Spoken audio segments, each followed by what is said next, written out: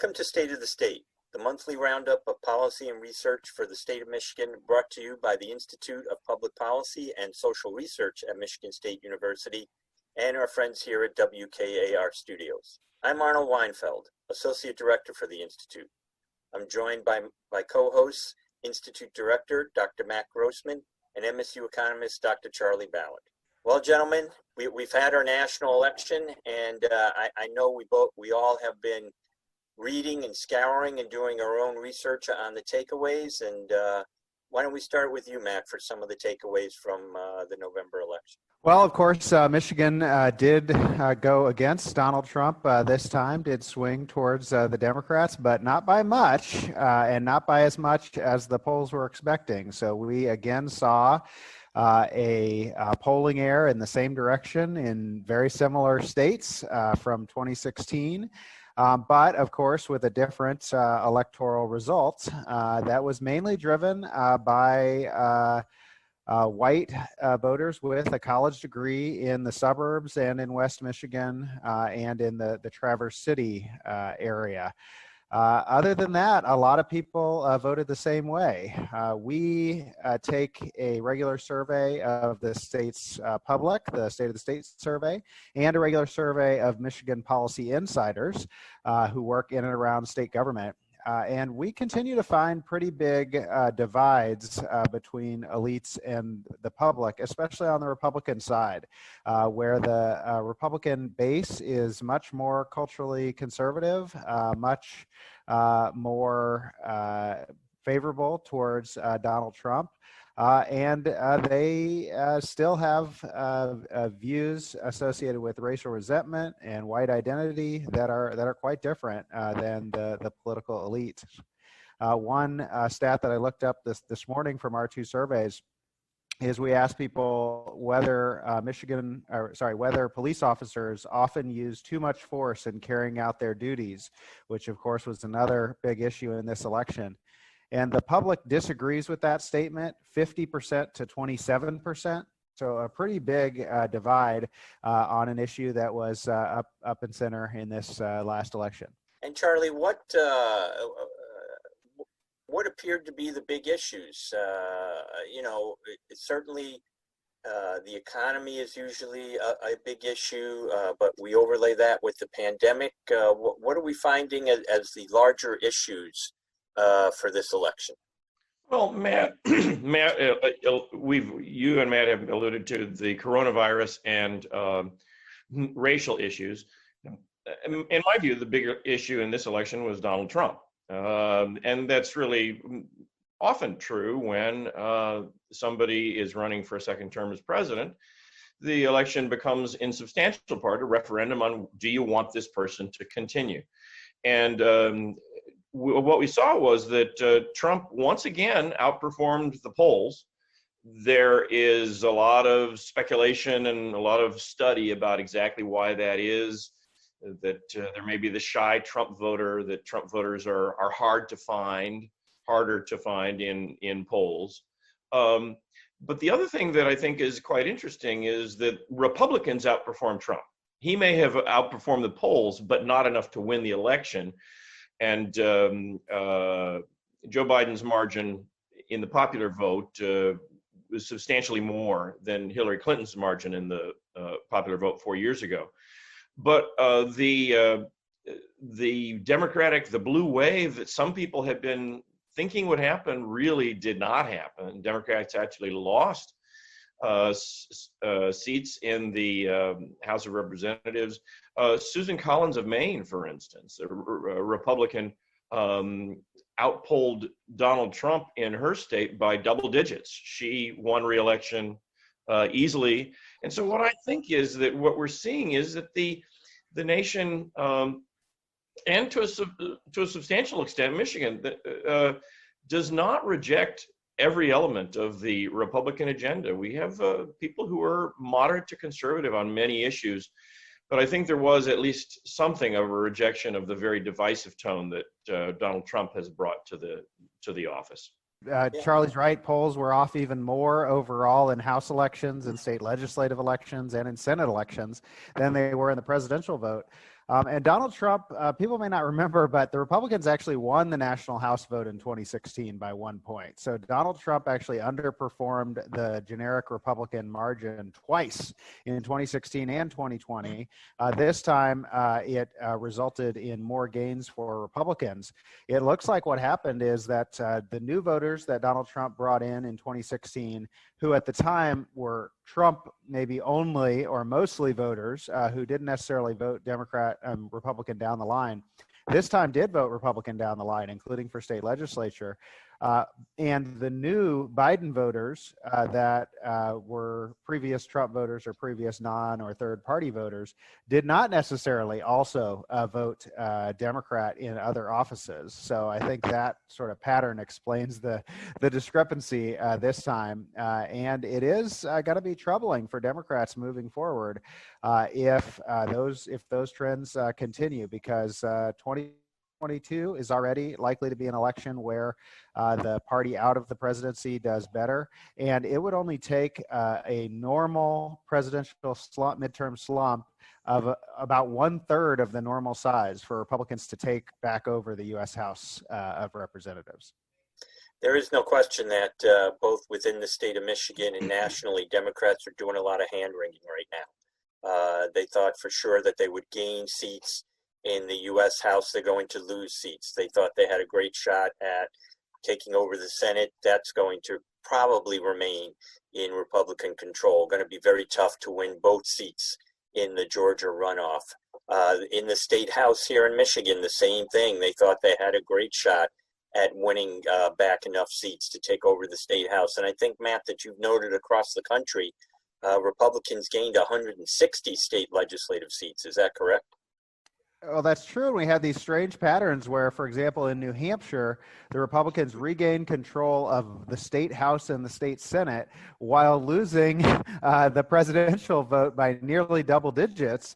And as a whole, moving substantially leftward in the presidential vote among all the swing states was the biggest move left. And then you get a state vote that swings the other way.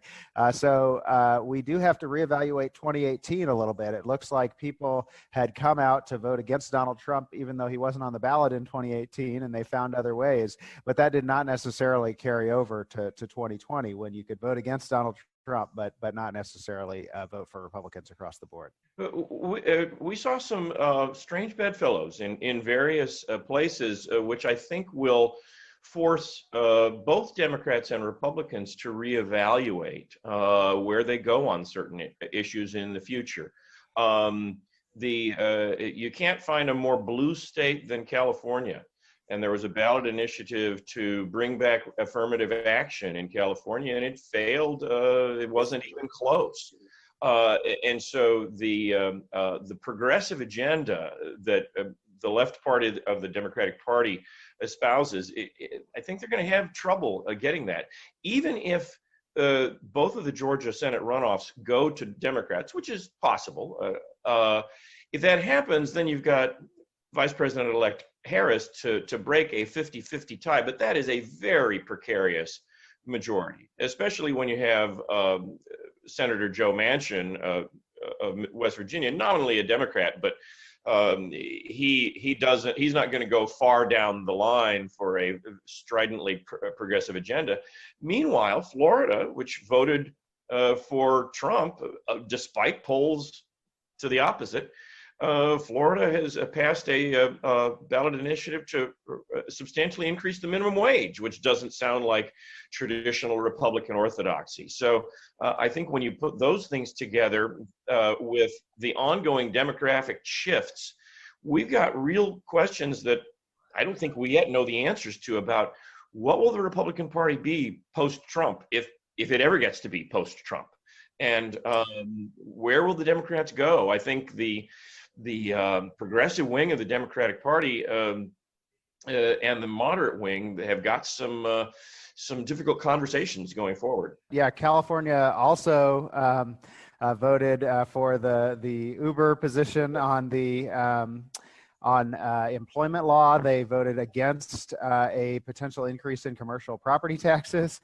and that and that affirmative action initiative was actually the second one. The one in Washington 2 years ago also failed and also had overwhelmingly positive spending for repeal and affirmative action. So there do seem to be limits to that agenda, but there are some liberalizing trends, as Charlie mentions. Not only the minimum wage remains very popular, but drugs continue to move leftward. We're seeing legalized marijuana in several additional states, plus legalization of mushrooms and other changes in criminal justice policy as well, moving leftward. So the trends aren't all in one direction. But the one oddity, I think, is going into the election, we were thinking this diversifying country was going to be hard for Republicans to maintain competition in, and we actually saw racial depolarization. It was actually white voters that were more likely to move against against Republicans, and they either did not lose ground or in some cases gained ground among Hispanic and Asian constituencies, the largest growing in the country. So it will be interesting to look forward to see if the diversifying country does mean move toward Democrats, or whether Republicans are able to find ways to compete. Well, let's talk a little bit about moving forward. You both have been in the survey research world for many years. And there seem to be a lot of layers yet to be peeled from this onion moving forward. We had the largest amount of voters across the country in this presidential election, and here in Michigan.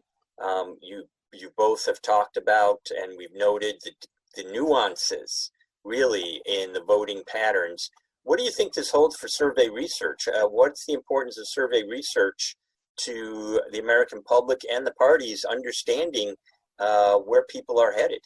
These what seemingly arcane debates about survey methodology really matter.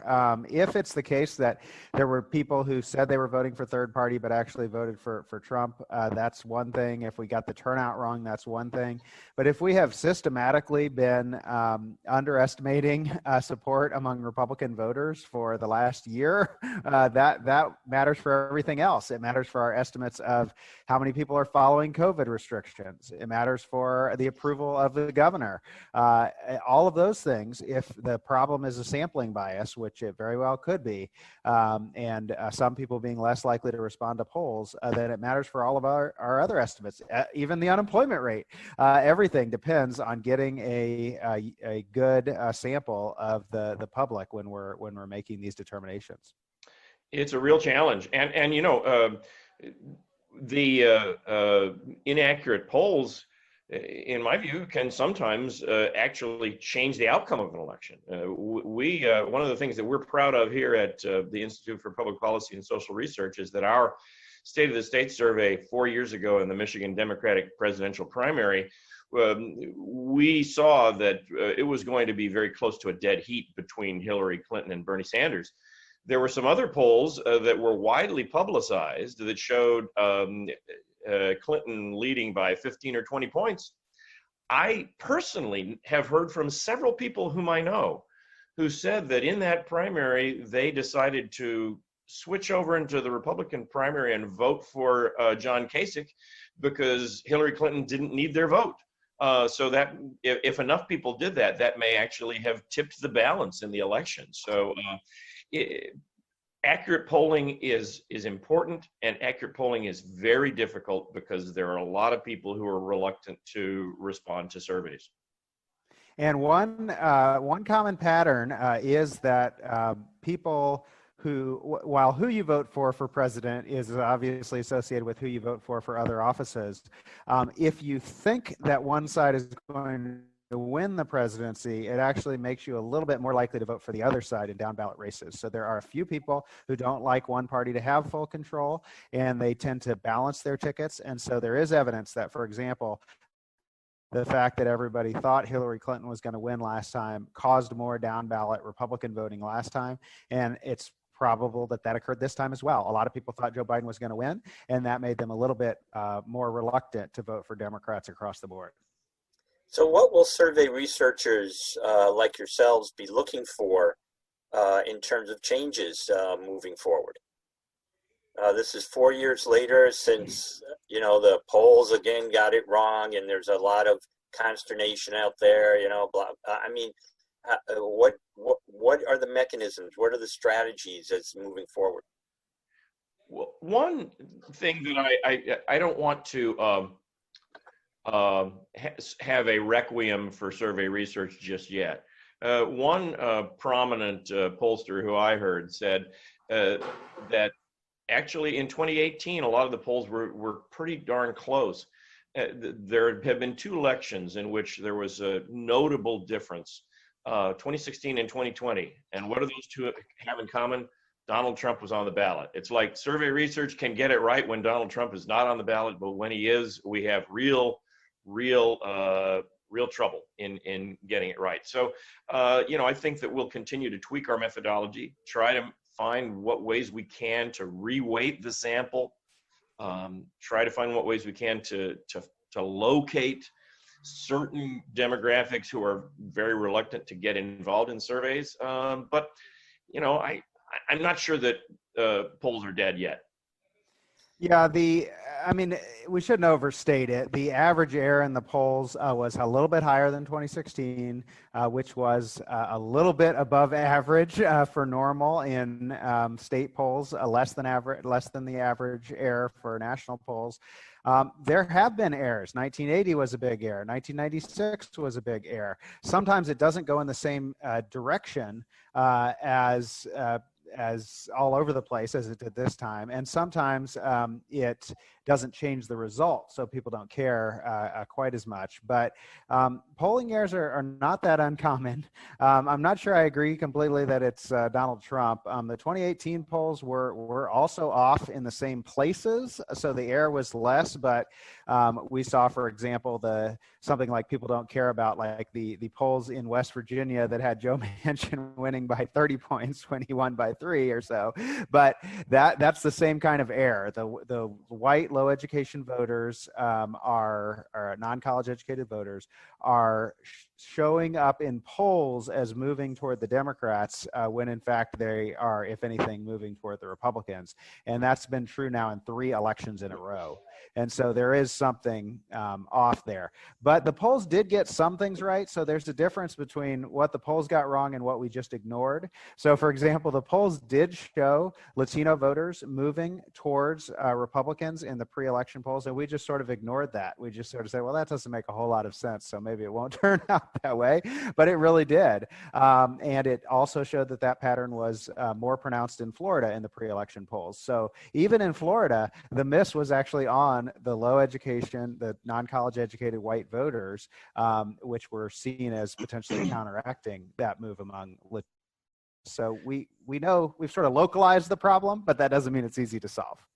2 demographic trends are almost certain to continue for the foreseeable future, and one is that whites will be a smaller fraction of the American public, and another is that people without a college education will be a smaller fraction of the American public. And if non-college educated whites are the most difficult group to track, they will continue to become a smaller fraction of the population, but the rate of that change is rather slow. It's not like that group is going to disappear. Matt, you mentioned it a bit, and I think without further ado, we should jump into the 2022 election.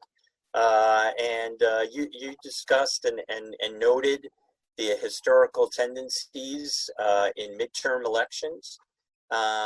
Layered on that is the fact that Michigan has a independent redistricting commission beginning its work right now to change the lines based on the district lines based on the census. Can you talk a little bit more about those historical tendencies and why this election Democrats were really looking to pad their lead or take over, for instance, the Michigan State House? Well, the midterm elections tend to go against the party of the president. It's not always the case, but for example, in Michigan, 18 out of the last 21 elections, the party out of power has won the governor's race and gained seats in the state legislature. So it's a pretty regular pattern. And that's why Democrats were needing some gains this time to offset those likely losses in 2022. How much difference do you think that the redistricting will make? It's almost certain to help Democrats, at least some. It should, in that the last lines were drawn by Republicans, although it was a long time ago. And so some of those Republican-oriented seats, like in the Oakland County suburbs, are actually Democrats now. And so the other thing is that Democrats are increasingly concentrated in metropolitan areas, and that's getting worse over time for Democrats. And so it is really hard to draw Democratic seats that are not 85% Democratic instead of 65%. And that means that if anybody's paying attention to the local lines, then it's still likely that Republicans are going to have a geographic advantage in these elections. Right. In some of the European countries, they have proportional voting schemes such that geography doesn't matter. But in the UK and in the United States, we have geographically defined districts. And that first gives the possibility of gerrymandering if it's allowed, which it has been allowed in the past in Michigan, but not in the future. But it also gives an advantage to any political party whose voters are geographically dispersed. And nationally, all across, in most of the United States, Republican voters are more dispersed geographically than Democratic voters. And that does, even if you had non-gerrymandered districts, that gives something of an advantage to Republicans. Right, and it was noted yesterday, even in a forum our post-election forum that we held with a few folks. I think it was Zach Gorchow from Gongwer noted the demographic differences occurring in Southwest Michigan, in Kalamazoo County and in Calhoun County in particular. And I do think Charlie and Matt have touched upon something. There's only so much even an independent redistricting commission can do to create more, quote, 50-50 districts. Because that was, at the end of the day, the idea behind an independent commission drawing the lines was that the political parties would not be involved. Therefore, you would have more of an opportunity to create the kind of districts where you mixed in Republicans and Democrats alike to as large a percentage as possible to create more moderate seats, basically, so you would move people to the middle.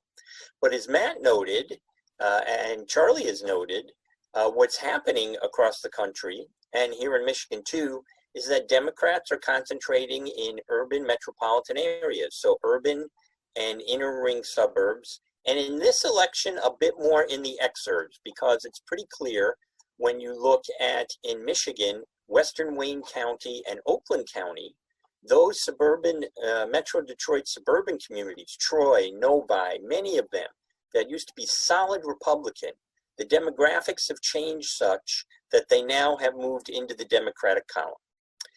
So I'm not sure if there's a way for a redistricting commission to be as successful as they'd like to be. Does that mean you start moving districts such as Western Wayne into Livingston more, or in Oakland County into Out County, Genesee? I don't know. We'll have to wait and see how that work progresses. Charlie, any thoughts on that? Well, it is, as you've noted, we have become increasingly segregated. The one that has been so well publicized is the astonishing degree of segregation by race. But along with that, we also are observing this kind of increasing segregation by political preference. And if you have a highly segregated, a population that's highly segregated geographically, as Matt said, and as you have said, it's difficult to get really competitive districts, because if all the Republicans are in one district and all the Democrats are in another district, you're going to have districts that are not very competitive. The unfortunate byproduct of that is that if you don't have a whole lot of districts where it's really competitive and where a winner has to appeal to moderates and even to the other party, then you're likely to get a legislature or a Congress that's at least as polarized as the general public, and even maybe more polarized. We are actually seeing continued signs that moderates do better than those at the ideological extremes in general elections. Charlie, of course, mentioned Susan Collins. We also had an example where Alyssa Slotkin outperformed her district, which voted for Trump by 4 points. So there are continued examples that's true. There's also some positive trends for diversity in the Republican Party. There'll be more Republican women than ever in the U.S. House. Almost all of the Republicans that won in swing districts were either women or racial minorities. So that's a positive diversifying trend on the Republican Party. And that also happened in state legislatures, although not our own. We may see some trends. There's even, I think, 2 pro-choice Republicans that got elected to the U.S. House. So there may be some signs that the parties are starting to recognize that, at least in these swing districts, it's useful to put up people who can appeal to the other side. Yeah, it always comes down to, I've always felt, having been in the political arena my entire career in one way or another, candidates. You got to have good candidates that reflect their districts and can speak to the issues of that district and are seen as trustworthy. So it all comes down to candidates. But yeah, you are right, Matt. More than just Republican women were elected to the U.S. House. There's a great many diverse candidates that were elected by gender and race as well into the Congress. So it's going to be interesting. We're going to have a lot to talk about, I think, as we continue to break down the election and as this process moves forward. And we intend to be back here in December, as no doubt by then the electors will have met in the various states, and we might be that much closer to actually affirming Joe Biden as the next president of the United States. Matt and Charlie, any closing thoughts? Follow public health advice. We're in for a lot of trouble in controlling the coronavirus, despite the good news ahead on vaccines. We're going to have some tough months. Yeah, I agree with that. So stay well, everyone. And always a pleasure to be with you, Charlie and Matt. That's all the time we have on this edition of State of the State. My thanks again to Russ White and staff at WKAR for their support of this program. And join us again next month on State of the State.